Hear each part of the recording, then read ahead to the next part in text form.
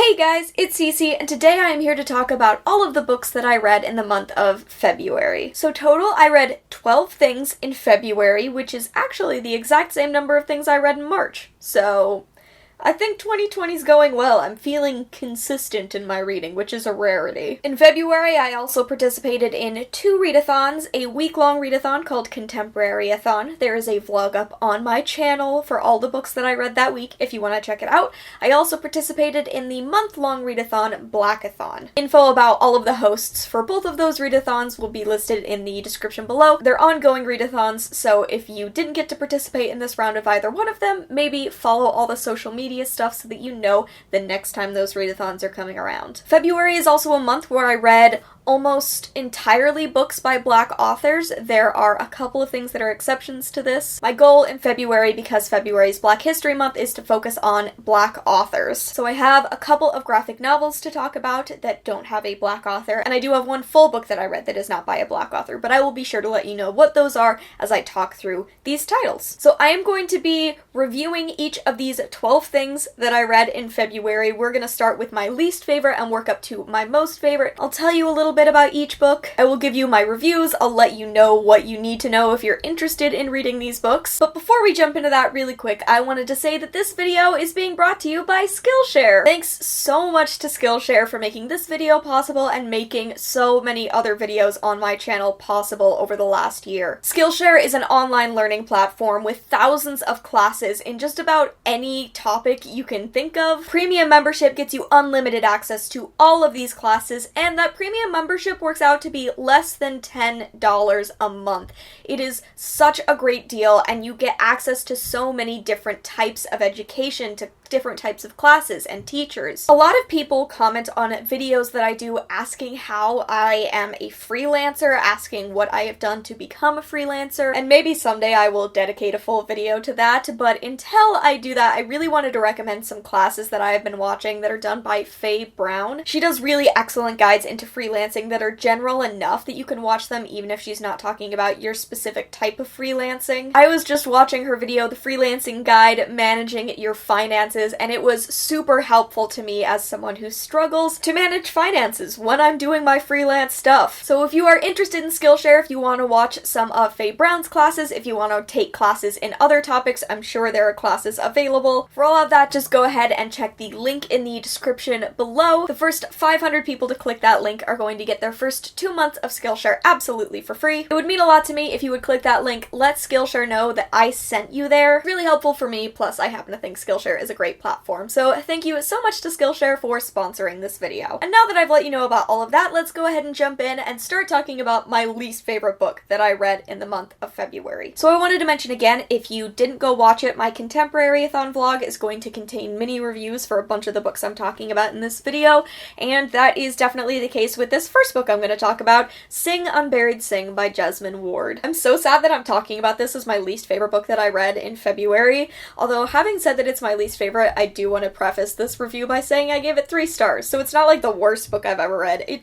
I just didn't jive with it. Sing Unburied Sing is part road novel, part ghost story. It follows a young family going on a road trip from the Gulf Coast to the Mississippi State Penitentiary. We are following the son from this family and the mother from this family, and they're going to go and pick up their husband, or father in JoJo's case. This is also a ghost story about JoJo's grandfather, River, his time at the Mississippi State Penitentiary. This is about the horrors of the United States prison system, how it particularly targets people of color, the horrors of the past and present when it comes to the prison system. It's also about family, drug use, drug addiction. There's a lot to cover here, and a lot of people were really sure I was going to love this book. It was one of my top 10 must-read books in 2020, and everyone said I was going to love it, and I'm really sad to say that I didn't. I think that my problem was that the road novel part of this book was incredibly boring. It took forever to get started. When this is part road novel, part ghost story, you're gonna be waiting a long ass time to get to that ghost story, and the road novel bit feels aimless. It feels pointless. You're just going off on these different roads and you never fully wrap up a story and you're never sure where you're headed, which is really frustrating to me as a reader. But on the other hand, the ghost story bit of this, which I would say starts about halfway through, maybe a third of the way through, that is way more interesting. That should have been this entire book. The ghost story bit shouldn't have been introduced so late. It should have been woven into the rest of the story because that was the stuff I was invested in. Learning about River, learning about Jojo and Leonie, their connection to ghosts and the past, Jojo's grandmother who is dying and her connection to ghosts and the past, and the power of unearthing stories. Those were all themes that I was so much more into. This was just a really divided novel, from a whole ton of a book that I really didn't enjoy to a bunch of the book I really did. So that's kind of why I came down on this book thinking 3 stars, because it was split in half. Half I liked, half I didn't. I'm very sad about this one, but I did give it 3 out of 5 stars. Next, I want to talk about Full Disclosure by Camryn Garrett. This is another book I read during Contemporaryathon, and it is a YA contemporary about a girl named Simone. Simone is a girl who was born HIV positive, and she is just starting in at this new school. She's been there for 6 months or something, so she's slowly been settling into her new school, because at the last school she went to, her HIV status was revealed and it turned into a really bad situation. So now Simone is settling in with 2 new friends, and she has this guy she's super into, Miles, but she knows that she's going to have to disclose her status to him. And on top of it, she suddenly gets a note in her locker that says whoever this person is knows Simone's HIV status, and if she doesn't stop dating Miles, that person is going to reveal to the entire school her HIV status. Simone is also exploring the possibility that she is bisexual, and her best friends are a bisexual girl and a ace lesbian girl. Simone also has 2 dads, so this is unbelievably queer. I think the 2 shining elements of this book as a YA contemporary are exploring HIV, educating about HIV, because I think it's something that we don't know a ton about. It's not talked about as openly in schools, especially in health classes, especially in the United States. Maybe you will learn somewhat about the AIDS crisis, but you don't really learn the full extent of that, what it meant, the historical background of that crisis, the current status of HIV and what it means to have HIV. So if you're looking for an educational tool, if you're looking to know more about HIV, I think this is really useful for that. I was also really pleased with the casual queerness and discussion of queer identity. I did think that it fell into a lot of the same tropes as issue YA. Whenever a YA book is about a specific issue, I think that it can kind of follow a very traditional plot line, which isn't necessarily a bad thing. I think it's an effective tool, but it does mean that I don't think I got as much out of this as I was hoping I would. It's just a book where I read the first chapter and I immediately knew exactly what was going to happen in every chapter after that. We're going to have to find a person who's blackmailing Simone. You have to decide if she's willing to fight for this relationship or fight to educate people about her HIV status. You have these 2 best friends who are initially in the dark about Simone's status, and whether or not they can be trusted as new friends. So there's just nothing new here outside of the educational value of Full Disclosure. I don't know that the writing was that strong. This is a debut novel from a very young author, and I'm very excited to see what Camryn Garrett does next. Based on this initial book, I'm excited to see how her writing grows. I will definitely be reading more from her, but it was a little amateurish in the writing. It just wasn't my favorite. It was very simple. I wound up giving this 3.5 out of 5 stars. It's solid enough, but if you are a frequent reader of issue YA and you're kind of done with those tropes, then maybe this won't be quite as much for you, and it wasn't quite as much for me in those elements. Yet another thing I read during Contemporaryathon. I promise there are things I liked during Contemporaryathon, and we'll get to those later. This is one of the things that I read that is not by a Black author. So I'm going to talk about Fence volumes 1 through 3. I read all 3 existing volumes of Fence. These are by C.S. Pacat, Joanna the Mad, and Joanna LaFuente. This is a comic series about an elite fencing team.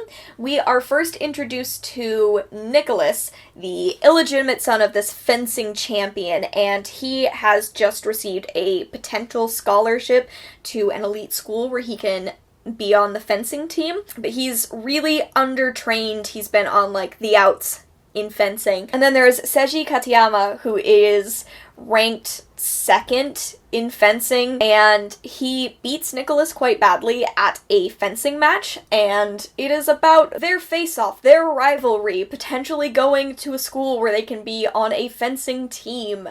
Drama in the past, drama in the future. This is written very much like a sports manga or sports anime, so if you know kind of like the tropes and traditions of that, that's fully what this is.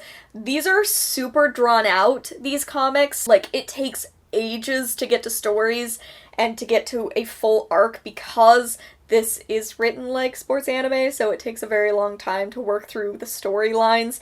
Every little element of every little match is focused on. And I wanted to talk about this here because I rated each of these volumes a little differently. So I gave the first volume, Volume 1 of Fence, 4 stars. I thought it was a fairly solid start. I liked the introduction to the characters. I gave Fence Volume 2 3 stars. And then I gave Fence Volume 3 initially 4 stars, but I'm thinking more like 3.5 out of 5. Basically, I liked the first one for the introduction of, like, the world, the characters, the rivalry of Nicholas and Seiji, and I was interested in that. And the other two I didn't rate as highly because they're taking too damn long. And this is listed as being queer, like a lot of people say this is a queer comic. I will say that that hasn't been present in our main characters yet in the first 3 volumes, so maybe that will be something that appears later.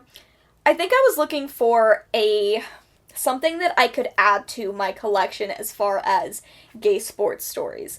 I am really into Check Please by Ngozi Ukazu, which is wrapping up in April. Oh my god, I'm going to lose my fucking mind. Like, I was looking for something kind of like that, and this has been so highly reviewed, and I just didn't get it. I didn't understand where all of the 5-star glowing reviews were coming from, because I ultimately found this kind of forgettable as a comic series. I'm probably not going to continue reading them. I feel like I got a story out of it and I'm kind of done and that's it. I'm glad I read these. I've been interested in reading them for a long time, but I don't really have much interest beyond that.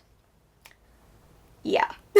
Okay, next up, let's talk about An Unkindness of Ghosts by Rivers Solomon. This is another one. I thought this was going to be higher up on my list this month. It wasn't bad. I really liked it, but I was really feeling like this was going to be a 5-star read, and I found it really interesting which books I thought were going to be 5-star reads that I didn't really enjoy, and books that I was kind of like, maybe I'll like this, and I wound up adoring them. So, An Unkindness of Ghosts. This is a sci-fi book, adult sci-fi, set aboard a huge ship called the SS Matilda. The HSS Matilda. This is a huge ship that has been flying away from Earth for like 300 years, searching kind of for a new Eden, I believe. But the HSS Matilda is organized basically like the antebellum South. So every deck becomes a lower class, and the lower you go with the decks, the more people of color exist. This is essentially a ship where slavery exists and is very prevalent and still completely defines day-to-day activities. And in this we are following Aster. Aster is our main character. She works on the lower decks, but she became friends with a doctor and has been studying science, so she gets slightly more movement between decks than other people aboard the HSS Matilda. And this is about a potential to overthrow the traditional systems of the HSS Matilda if Aster is willing to make those steps, if she's willing to change the system by sowing the seeds of a potential civil war. I wanted to talk about the rep for a second because that was one of my favorite elements of this book, how inclusive it is. So every main character that we're reading from is a person of color. Aster, our most central main character, is intersex and is trans feminine. The author is also intersex, but the author identifies as non-binary. Additionally, Aster is autistic, though that word isn't used on the page. It's mostly because in this world we don't have a lot of the words we do now to define ourselves, to explain what's happening to us. So Aster is autistic, and the love interest is a doctor who I would say might fall somewhere in a gender fluid, gender non-conforming area. There are a bunch of other queer side characters. There are Aster's roommates, Two of them are sapphic women who are in a relationship together. All of that was amazingly well done. I loved the normalization and inclusion of these elements, even if it was sometimes difficult to read because this is a sci-fi book set in a future that has the societal ideals of the past. There is some language to communicate these differences, but all of them are still seen very much as a negative.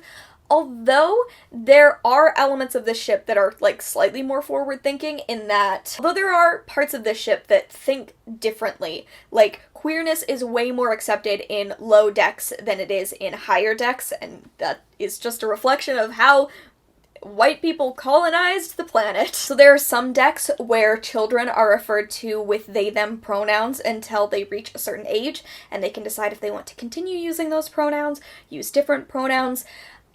Where Aster is from, most people are born intersex, and so there is sort of a more normalized ideal of finding a gender identity that suits you. The doctor, who is the love interest, is someone who is biracial, but in a lot of ways passes as white, so he is able to be a lot more involved in the upper class society, but who still faces very systematic injustice, and he's dealing with the fact that he's in a place where his different expressions of gender identity are absolutely not accepted. His different understandings of sexuality are absolutely not accepted. I think my biggest thing with this book is that I felt like the plot for the first 3/4 was pretty meandering. It took a really long time for me to figure out how to describe this book because so much happened in it that I don't think was necessary or central to the story, and so it took so long to get started that by the time I got to the end, the end wasn't satisfying as a plot moment. The resolution didn't feel like it was fully there because it came so out of nowhere because we spent so much of this book focusing on stuff that wasn't as useful. I was still fascinated though, like by this world, by the inclusion of all of these different identities. I think that the representation of this book is like breathtaking and brilliant, and I will absolutely be reading more of River Solomon's books. I already purchased their book The Deep, which was one of my most anticipated releases of last year, so that's gonna be here soon. I'm going to read that pretty soon. I think there's a lot here, I just think the plot left a lot to be desired, and so I ultimately gave this 3.5 out of 5 stars, maybe a 4. Probably more of a 3.5. Continuing to talk about sci-fi and gender identity, let's talk about The Seep by Chana Porter. This is the other book that I read that is not by a Black author. Chana Porter is a queer woman, and I believe she's Jewish, which is something that her main character shares.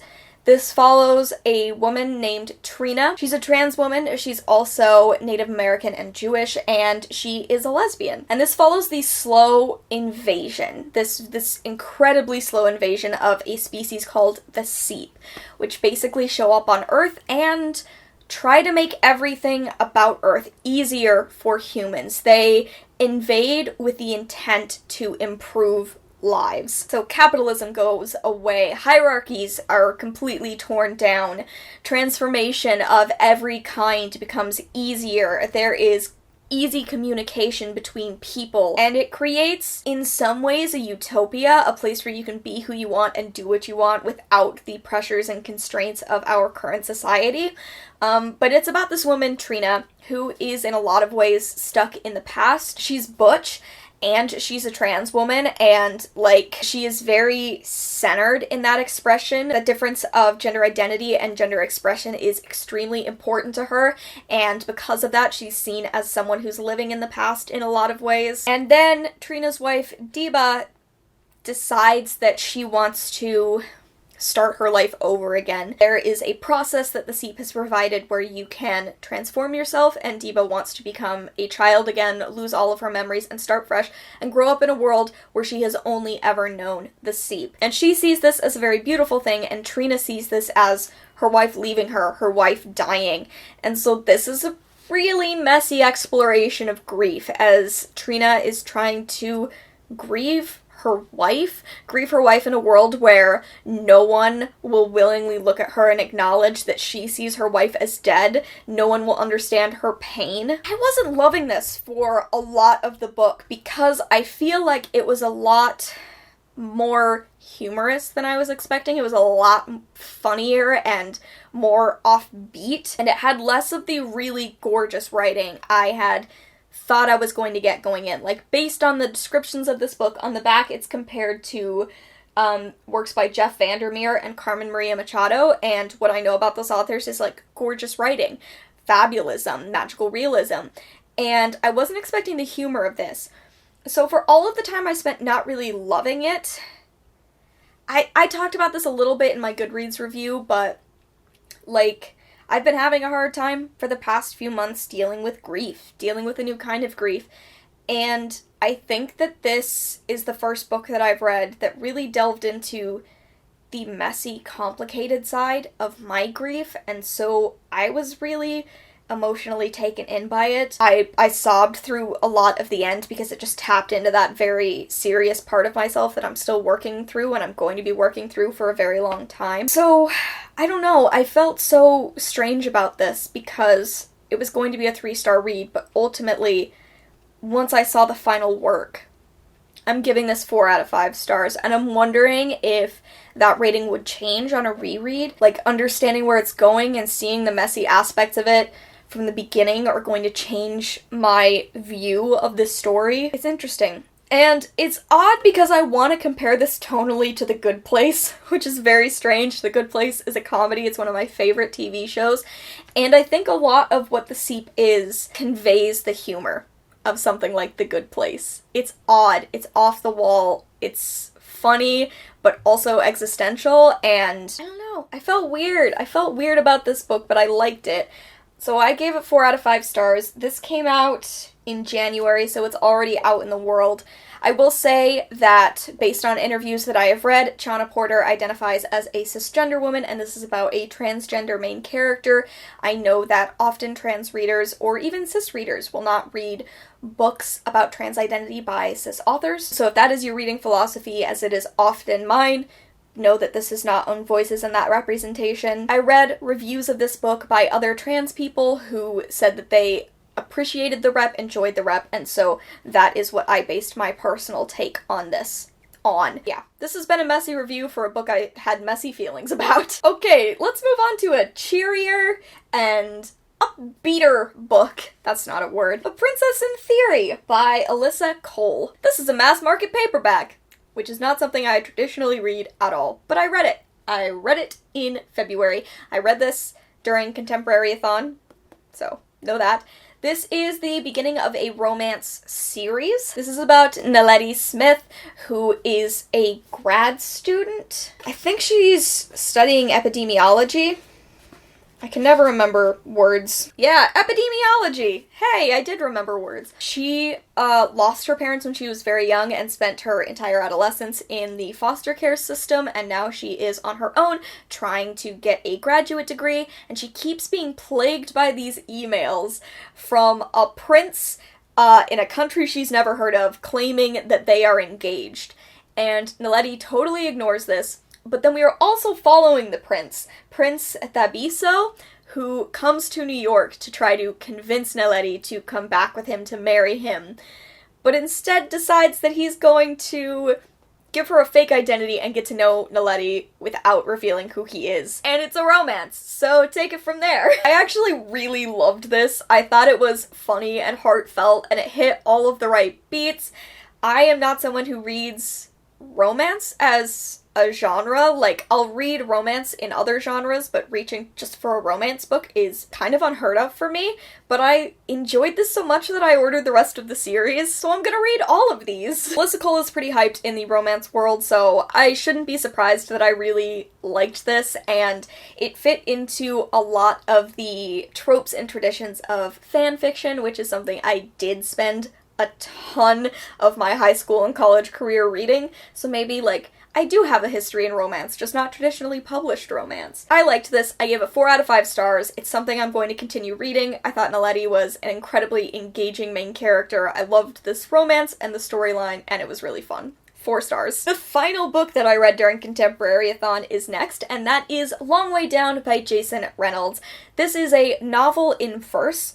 It is about a character whose brother is shot and killed. His name is Will, our main character, and so he goes home, he gets a gun, and he gets on an elevator. He's going to go kill the person he believes killed his brother. And this novel in verse is set over 60 seconds, the 60 seconds traveling down that elevator, as Will receives visitors who help inform him of the situation, who help paint a picture of gun violence and the prison system and the ways that gun violence completely transforms a situation and that you might not always have the full bit of information. I sobbed reading this at multiple points. I think this was absolutely brilliant. This has won more awards than I could ever hope to list in this video, so it's completely unsurprising to me that it was a brilliant piece of poetry, a brilliant piece of fiction. This was also on my top 10 to read in 2020, so checked off 2 in February, feeling pretty good about that. My only issue with this is that I didn't really love the final couple of poems. I didn't feel like they conveyed as much in the ending as the rest of the book had, and I wish that they had wrapped up slightly better. That was my only issue with this book.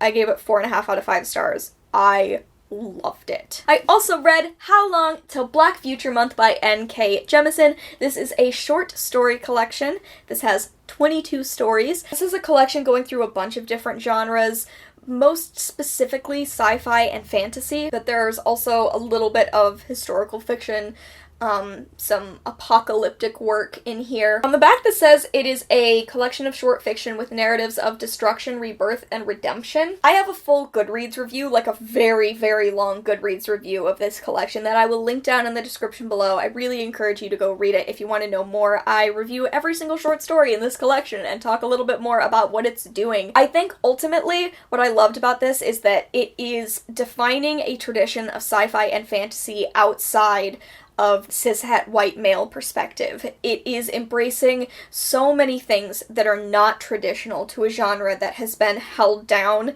in a lot of ways by cisgender, heterosexual white men. Jemisin is one of the most brilliant writers working today. I read the first book in her Broken Earth trilogy and fell in love with it, and I wanted so badly to read the rest of her work, and I was so grateful that the next thing I got to pick up by her was this short fiction because it is brilliant in so many ways. The scope of these stories, the skill of these stories, every single one is different. Everyone tells a different story effectively. The narrative structure changes, the voice changes, and they're all original and fascinating. And I just loved reading this collection.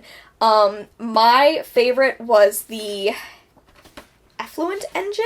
The Effluent Engine was my favorite story in this collection. It was the longest story, and it was this fabulous story of adventure, spies, wars, secret agreements. It's also a female-female romance, and it is set at, the end of the 1700s in New Orleans.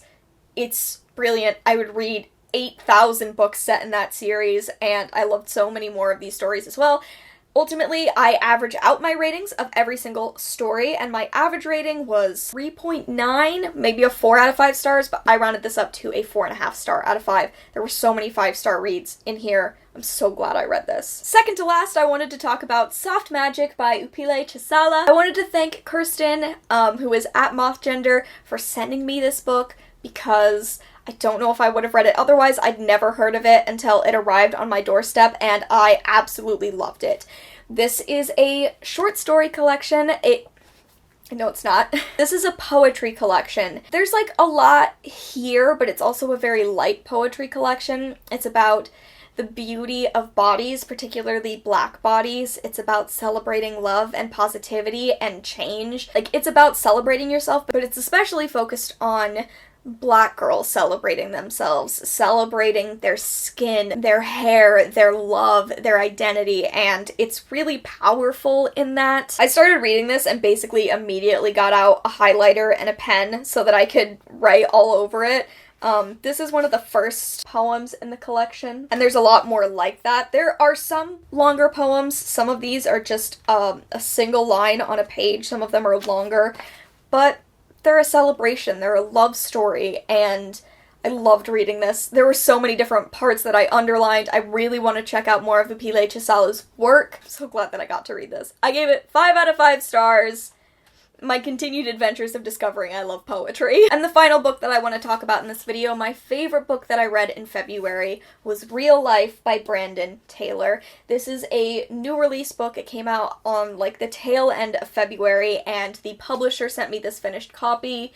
Oh my god, I am going to just implore everyone to read this book. So this follows a main character named Wallace, who is from Alabama and is now attending grad school in an unnamed town in the Midwest. He's black and he's queer and he's trying to get a degree in biochem in a place that is overwhelmingly white. This is set over a weekend, basically, of Wallace's life as we learn more about his degree, as we learn more about the ways that his entirely white group of friends treat him.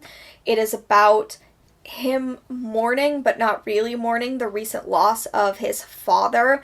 It's about the microaggressions and the macroaggressions faced in his lab from other students, from his friends. The particular intersection of a black identity and a queer identity. And this is one of the most gorgeous fucking books I've ever read in my life. Like, within the first 60 pages, there was a couple of times that I just sobbed. And I think, again, it's because this was tapping into a part inside of me, a grief that I'm still dealing with. There's this line I wanted to read. It's about halfway through the book that I wrote down because, the line is, "He's again in the situation of having to articulate the curious shape of his grief, which does not bear the typical dimensions of such a loss." And,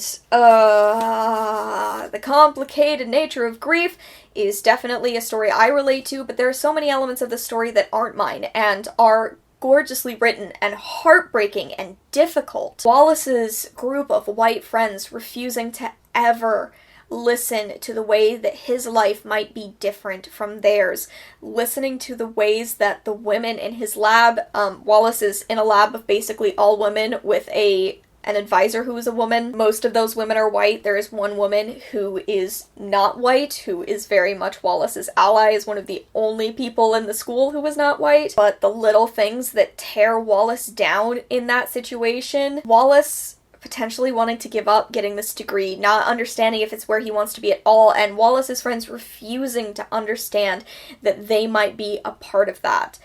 This is not an easy book. It is an incredibly difficult read, but it's also, like I said, one of the most gorgeously written books I've ever read in my entire life. Wallace has an incredibly complicated relationship with one of his friends that is becoming something more, and there's this potential of him trying to explain to this white partner how Wallace is being treated, how this person has been treating Wallace.